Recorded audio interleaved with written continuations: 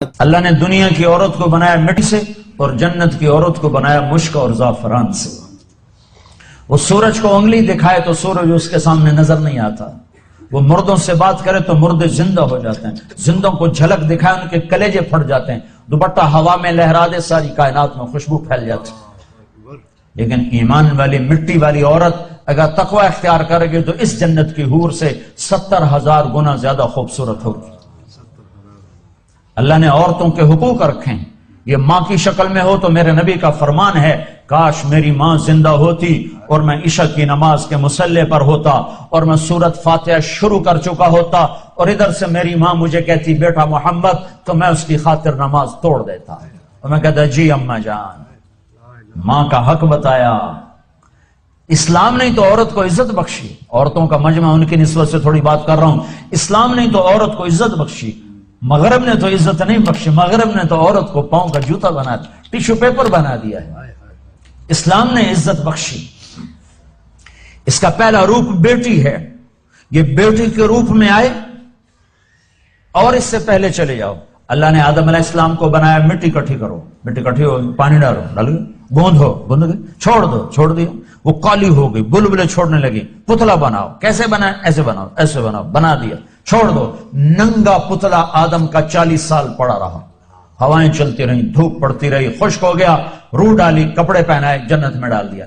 اگر اللہ چاہتا تو حوا کا پتلا بھی ساتھ بنا دیتا، مٹی کٹھی کر کے گندھوا کے اور پتلا بنا کے ننگا ساتھ ہی ڈال دیتا، تو ننگا پتلا تو مرد کے لیے کشش کوئی نہیں، فرشتوں کو کیا ہوگی؟ اور بے پردگی تھی کوئی نہیں کہ تھا ہی کوئی نہیں، بے پردگی کس سے تھی؟ تھا ہی کوئی نہیں، تو دونوں پتلے ساتھ ساتھ بنتے، آدم کا بھی حوا کا بھی، دونوں ننگے ہوتے، پھر دونوں میں روح ڈالتا، پھر دونوں کو کپڑے پہناتا، پھر دونوں کو جنت میں ڈالتا۔ نا ایک تو انتظار کروایا، انتظار کروا کے چیز عطا فرمائی اللہ نے کہ بڑی چیز کو ایویں نہیں دیا جاتا، کچھ تھوڑا سا مشقت میں ڈال کے دیا جاتا ہے۔ تو اللہ نے زندگی کا ساتھی آدم کو دیا، جنت اپے دے دی اور حوا کا انتظار کروایا، جنت کا انتظار نہیں کروایا، حوا کا انتظار کروایا۔ پھر مٹی نہیں اکٹھی کی، پتلا نہیں بنایا، پانی نہیں ڈلوایا اور اسے ننگا نہیں ڈالا، بلکہ آدم کو سلا دیا، فرشتوں کی آنکھوں پہ پردہ ڈال دیا۔ جب آدم علیہ السلام کی آنکھ کھلی ہے تو اپنے پہلو میں ایک عورت کو مکمل لباس میں پردے میں پایا ہے۔ پہلے دن سے عورت کو عزت سے بنایا ہے، کہا آدم تیری پسلی سے نکالا ہے۔ ادھر الٹے ہاتھ کی پسلی سے کیوں نکالا ہے؟ کہ ادھر دل ہے، کہ عورت ہر روپ میں دل میں جگہ پکڑتی ہے، ماں، بیٹی، بیوی، بہن، دادی، خالہ، جس روپ میں ہے اس کا مقام دل کے قریب ہے، دل سے دور نہیں ہے۔ اور اللہ تعالیٰ نے آدم علیہ السلام کو انتظار کروایا، اور آدم علیہ السلام کو جنت اچھی نہیں لگ رہی تھی، کلے گھابرے پھر دے آئے، ہوا ویکھی تو خوش ہوئے، کہنے کہ یا اللہ کون تیری بیوی؟ آدم علیہ السلام کال کی تھی اگوں ہے، تو اللہ تعالیٰ نے کہا مہر تو ادا کر، مہر تو ادا کر۔ کہنے کہ کیا مہر ہے؟ کہا میرے آخری نبی پر ایک درود پڑھ دے، یہ مہر ہے، یہ مہر ہے اس کا۔ مردوں میں سب سے خوبصورت کون ہے بھائی؟ یوسف علیہ السلام مردوں میں سب سے خوبصورت ہیں، اور عورتوں میں سب سے خوبصورت ہے اما حوا۔ حوا تمام مستورات جتنی پیدا ہوں گی، جتنی پیدا ہوئی، ان سب میں خوبصورت ترین عورت حضرت حوا ہے۔ پہلے دن عزت سے پیدا کیا، پردوں میں بٹھا کے پیدا کیا، اور بیوی بنا کے ساتھ رکھا، اور حقوق رکھے۔ اگر بیٹی پیدا ہو تو میرا نبی فرماتا ہے 3 بیٹیوں کی شادی کر دو تو جنت واجب ہو گئی، 10 بیٹوں کی شادی کرو تو جنت واجب کوئی نہیں، 3 بیٹیوں کی شادی کرو تو جنت واجب ہو گئی۔ تو ایک صحابی نے پوچھا یا رسول اللہ 3 نہ ہو 2 ہوں؟ تو کہا 2 کی شادی کرو تو جنت۔ ایک نے کہا یا رسول اللہ اگر 2 نہ ہو، ایک ہی بیٹی ہو اور آگے کوئی سلسلہ بھی نہ ہو، تو آپ نے کہا 1 بیٹی کی شادی کر دو تو جنت واجب۔ یہی بہن بن جاتی ہے، بیٹی سے بہن بنتی ہے، بھائی آتا ہے۔ تو میرے نبی نے فرمایا جس کو اللہ نے 2 بہنیں عطا فرمائیں، 2 بہنیں، اور انہوں نے اس کا حق ادا کیا، حق کہ بھائی بہنوں کا حق مار جاتے ہیں، ماں باپ کی وراثت میں سے بہنوں کو نہیں دیتے، یہ ایسے ہی حرام ہے جیسے شراب بیچنا حرام ہے۔ جیسے سود کھانا حرام ہے، ایسے ہی بہنوں کا حق کھا جانا ایسے ہی حرام ہے، جیسے چوری حرام ہے، یہ بہنوں کا چور ہے، اس کی چوری کی جس کے ساتھ مل کے ایک چھاتی کا دودھ پیا، ایک تھالی پیالی میں کھایا اور پیا، ایک چھت تلے جس کے ساتھ زندگی گزاری، یہ اس کی چوری کر گیا ہے۔ جس نے اپنی بہنوں کا حق مارا اس کا رزق حرام ہو گیا۔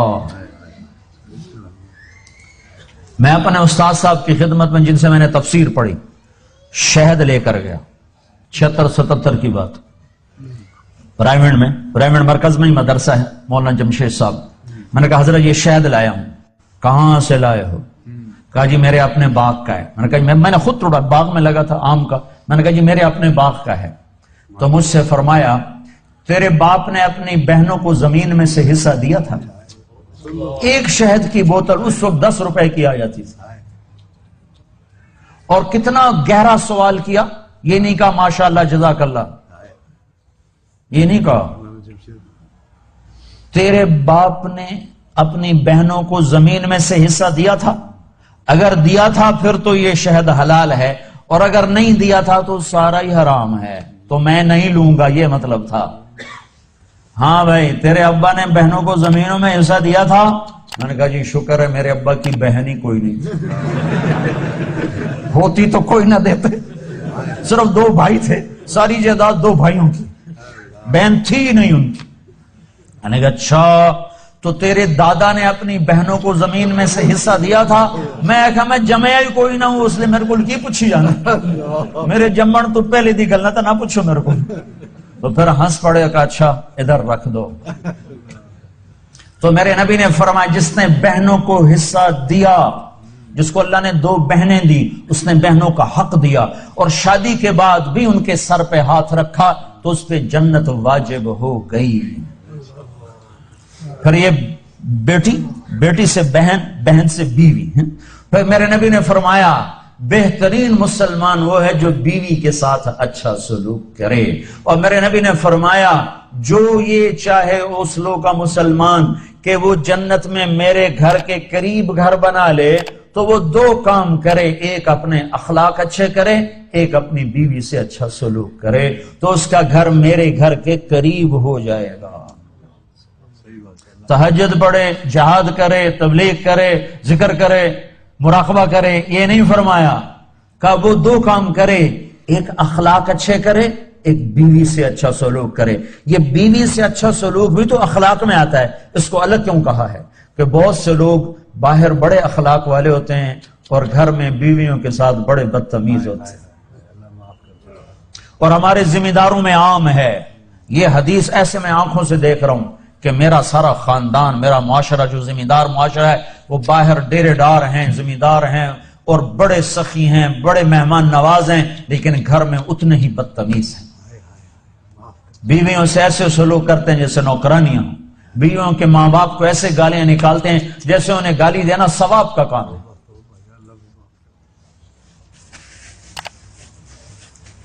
تو اس لیے اس کو الگ ذکر کیا کہ جو یہ چاہے جنت میں میرے گھر کے قریب گھر بنائے۔ کون نہیں چاہتا؟ تم چاہتے ہو کہ نہیں چاہتے ہو؟ تو اللہ کے نبی نے کہا 2 کام کرو، ایک اخلاق اچھے کرو، ایک اپنی بیوی سے اچھا سلوک کرو۔ پھر بیویوں کو بھی سمجھایا، برابری، توازن قائم کیا ہے کہ اگر میری شریعت میں سجدہ ہوتا تو میں بیوی سے کہتا خامند کو سجدہ کرے۔ ایک عورت نے پوچھا یا رسول اللہ میری شادی ہو رہی ہے، میرے خامند کا میرے اوپر کیا حق ہوگا؟ تو آپ نے فرمایا تیرے خامند کے جسم پہ پھوڑے پڑ جائیں، پھوڑے ہو نکل آئیں، اور پھوڑوں میں پیپ پڑ جائے، اور تو زبان سے چاٹ چاٹ کے اس کے زخم صاف کرے، تو بھی تو نے خامند کا حق ادا نہیں کیا۔ لو ان المرأة صلت 5 صامت شهرها حسنت فرجها اطاعت بالها دخلت من ای ابواب الجنت شاءت۔ میرے نبی نے فرمایا جس عورت نے 5 نمازیں پڑھی، رمضان کے روزے رکھے، خامند کی اطاعت کی اور بدکاری نہ کی، عزت میں خیانت نہ کی، تو جب وہ آئے گی تو جنت کے 8 دروازے کھل جائیں گے۔ اللہ فرمائے گا جدھر سے چاہ چلی جا، جنت تیرے لیے ساری حلال ہے۔ یہی عورت ماں کے روپ میں تبدیل ہو جائے تو میرے نبی نے فرمایا کاش میری ماں ہوتی اور میں عشاء کی نماز کے مصلی پر ہوتا اور میں سورۃ فاتحہ شروع کر چکا ہوتا اور ادھر سے میرے گھر کا دروازہ کھلتا اور میری ماں کہتی بیٹا محمد، تو میں اس کی خاطر نماز توڑ دیتا. میں کہتا اماں جی حکم، میں پھر پڑھوں گا. آپ نے فرمایا میں جنت میں گیا تو میں نے قرآن کی تلاوت سن. میں نے پوچھا یہ کون تلاوت کر رہا ہے؟ مجھے کہا گیا یا رسول اللہ یہ حارثہ بن نعمان ہے. میں نے کہا حارثہ؟ وہ تو مدینے میں بیٹھا ہے، ابھی مرا تو نہیں ہے کہ جنت میں اس کی تلاوت گونجے. تو ان فرشتوں نے کہا یا رسول اللہ ماں کی ایسی خدمت کی ہے کہ اللہ نے خوش ہو کر حکم دیا ہے حارثہ جب قرآن پڑھے ساری جنت کو سناؤ. کذالکم البر کذالکم البر. میرے نبی نے کہا ماں باپ کی خدمت یہی ہوتی ہے، یہی ہوتی. آپ نے کہا عمر تیری زندگی میں ایک شخص آئے گا یمن سے، اس کا نام ہوگا اویس، اس کا قبیلہ ہوگا عامر، اور اس کا خاندان ہوگا کرن، اور اس کا رنگ ہوگا کالا، اور اس کا قد ہوگا درمیانہ، اور اس کی کمر پہ ہوگا سفید داغ. جب وہ آئے تو اس سے دعا کروانا عمر تو عمر، میرے بعد کوئی نبی ہوتا تو عمر ہوتا.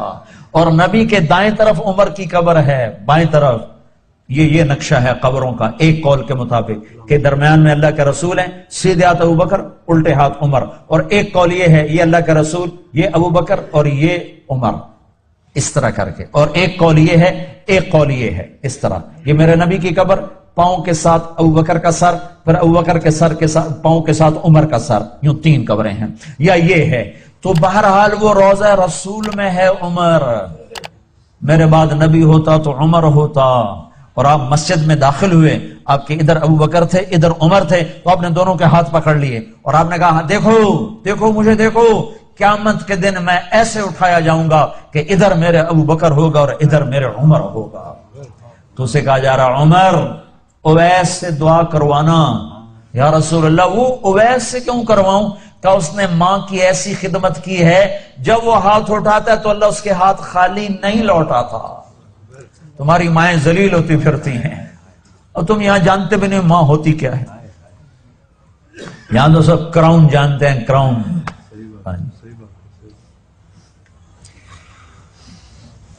اللہ معاف کرتے ہیں.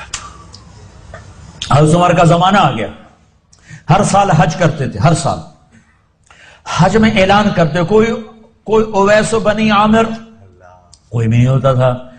ایک سال گزرا تو آپ نے حج میں سارے حاجی اکٹھے کر لی، جبل ابی قبیس کے سامنے کھڑا کر دے. کہا بھائی سارے کھڑے ہو جاؤ، اور کہا بھائی یمن والے کھڑے رہو باقی سارے بیٹھ جاؤ. تو یمن والے کھڑے، ہاں بھائی سارے یمن والے بیٹھ جاؤ، بنو عامر کھڑے رہو. تو بنو عامر کھڑے ہو گئے. پھر سارے بنو عامر بیٹھ جاؤ، کرنی کھڑے رہو. تو ایک کرنی کھڑا رہا، ایک، باقی سارے بیٹھ گئے. تو حضرت عمر نے پوچھا بھائی تو کرنی ہے؟ کہا جی ہاں. کہا تو اویس کو جانتا؟ جی جانتا، میرا سگا بھتیجا ہے، میرے سگے بھائی کا بیٹا، پر وہ تو پاگل سا ہے، آپ اس کا کیوں پوچھ رہے ہیں؟ تو حضرت عمر رونے لگے، کہنے کہ پاگل وہ نہیں تو ہے. یہ بتا وہ حج میں آیا ہے؟ کہا جی آیا ہے. کدھر ہے؟ کہا جی وہ اس وقت اونٹ چرانے جاتا ہے عرفات کی طرف. تو آپ نے حضرت علی کو ساتھ لیا اور دوڑ لگائی. گئے تو اویس کرنی ایک درخت کے نیچے نماز پڑھ رہے اور اونٹ ان کے چاروں طرف چل رہے. تو یہ دونوں حضرات آ کے بیٹھ گئے.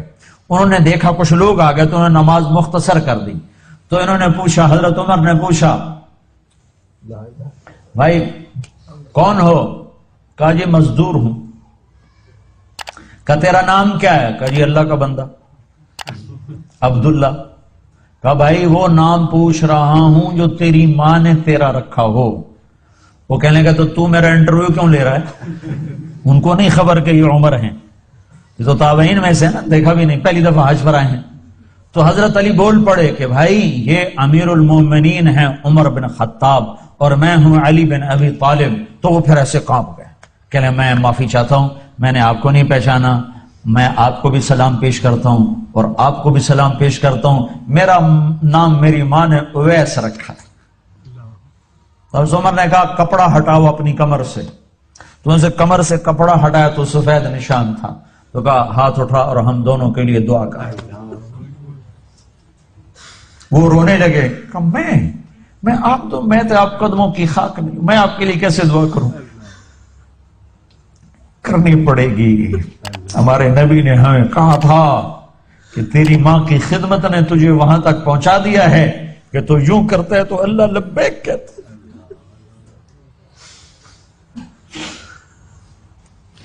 صرف نماز روزے کا نام اسلام نہیں ہے، اور بھی دکھ ہیں زمانے میں محبت کے سوا، راحتیں اور بھی ہیں وصل کی راحت کے سوا.